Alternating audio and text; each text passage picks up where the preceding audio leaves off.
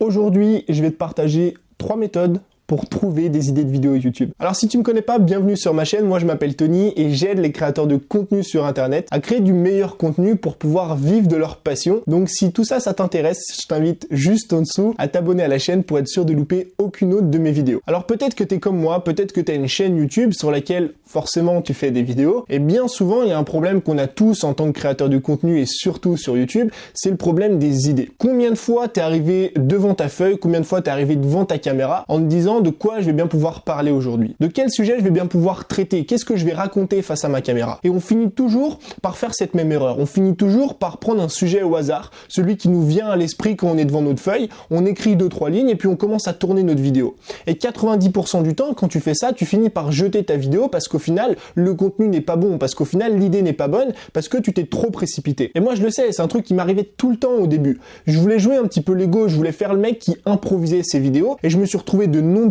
fois à sortir des vidéos que je trouvais moi-même nulles, tout simplement parce que l'idée n'était pas bonne. Et si t'es une personne comme moi, parce que moi je fais une vidéo par jour quasiment, ou en tout cas je crée un contenu par jour, si t'es une personne comme moi et que t'as envie de créer beaucoup de contenu parce que t'aimes bien apporter de la valeur aux gens, parce que t'aimes bien faire des vidéos, bah forcément le problème des idées pour toi il est important. Et justement aujourd'hui j'aimerais t'aider à résoudre ce problème. Aujourd'hui j'aimerais te donner 3 méthodes qui vont te permettre de te créer ce que j'appelle une liste d'idées de vidéos. Et l'avantage énorme d'avoir une liste d'idées, c'est que quand tu vas arriver pour tourner tes vidéos, tu auras juste à prendre ta petite liste, ta petite feuille qui peut se trouver sur papier, qui peut se trouver toujours sur ton téléphone et tu vas prendre le sujet qui te plaît le plus. Tu vas prendre le sujet qui te plaît le plus, le sujet sur lequel tu as envie de plus parler aujourd'hui, tu vois, et tu vas pouvoir créer du bon contenu parce que tu n'auras plus la contrainte et la pression de toujours chercher des sujets qui sont bons. Parce que justement aujourd'hui, je vais t'aider à résoudre ce problème. Première méthode pour trouver des idées de vidéos YouTube, c'est tout simplement de s'inspirer, attention, des titres des vidéos concurrentes. Alors pourquoi je précise bien des titres? Moi j'ai eu un gros problème quand j'ai démarré, un peu le problème que tout le monde a, c'est le fameux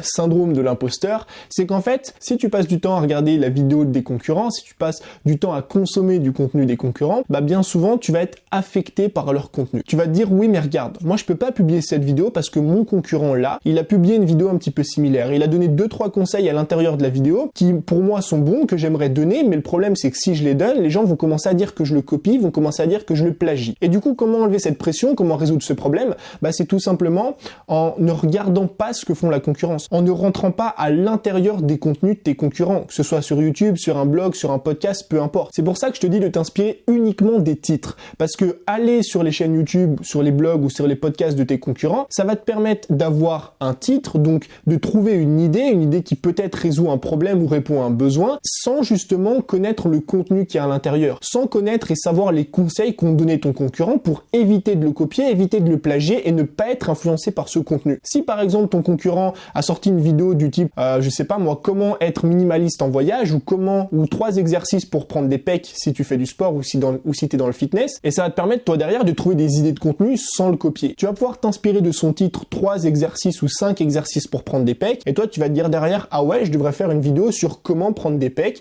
dans laquelle je donne mes meilleurs conseils qui évidemment ne sont pas influencés par les conseils des concurrents. Donc on va dire que c'est une semi-méthode de plagiat parce que tu t'inspires uniquement des titres pour trouver des idées mais pas du contenu qui est à l'intérieur. Ensuite la deuxième méthode c'est d'aller directement sur YouTube dans la barre de recherche et de commencer à taper comment plus un sujet qui est lié à ta thématique. Si par exemple tu es dans le voyage, tu vas taper comment voyager et tu vas voir toutes les suggestions qui sont proposées. Et à chacune des suggestions, ça peut te donner une idée de vidéo. Si tu es dans le sport et dans le fitness, tu vas taper comment perdre ou comment prendre ou comment se muscler et là tu vas avoir plein de suggestions possibles. Comment se muscler les abdos, comment prendre des pecs, comment perdre du poids, comment perdre du ventre, comment avoir un ventre plat, etc. En fait, bien souvent quand on va sur YouTube, on cherche à résoudre un problème. Si j'ai envie de voyager pas cher, par exemple, je vais taper comment voyager pas cher. Si j'ai envie de perdre un peu de ventre, je vais taper comment perdre du ventre. Et forcément,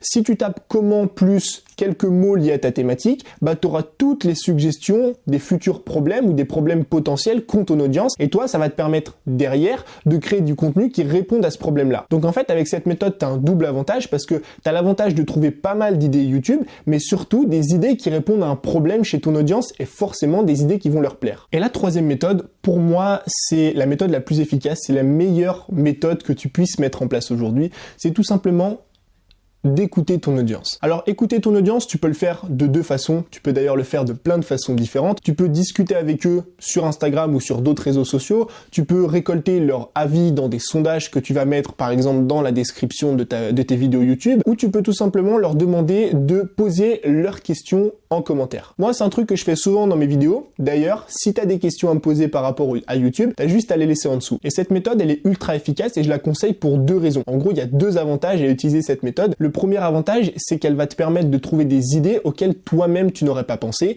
et le deuxième avantage, et c'est sûrement le plus important, c'est que ça va te permettre de créer des contenus qui sont spécialement faits pour répondre aux besoins de ton audience à toi. Et je pense qu'il n'y a rien de mieux que ça. Parce qu'une personne, encore une fois, qui vient sur YouTube, et surtout une personne qui vient voir tes vidéos et qui est abonnée à ta chaîne, eh ben elle attend que tu lui apportes quelque chose. Elle attend que tu lui apportes de la valeur, elle attend que tu répondes à un problème. Et il n'y a rien de mieux que de connaître les problèmes de son audience pour pouvoir y répondre. C'est pour ça que moi je te demande souvent de laisser des commentaires juste en dessous des vidéos, de me dire de quelle vidéo t'aimerais que je traite, de quel sujet que t'aimerais que je traite, parce que moi derrière ça me donne des idées de vidéos et surtout des idées qui vont pouvoir t'aider directement. Donc ce que je t'invite à faire tout simplement avec ces trois techniques, c'est de les noter sur une feuille et de te créer une liste. Donc je te rappelle les techniques. La première c'est de t'inspirer des titres de tes concurrents. La deuxième c'est d'aller dans la barre de recherche YouTube et de taper comment plus des mots qui sont liés à ta thématique, par exemple comment voyager, et tu regardes toutes les suggestions, ou comment être, et tu regardes toutes les suggestions.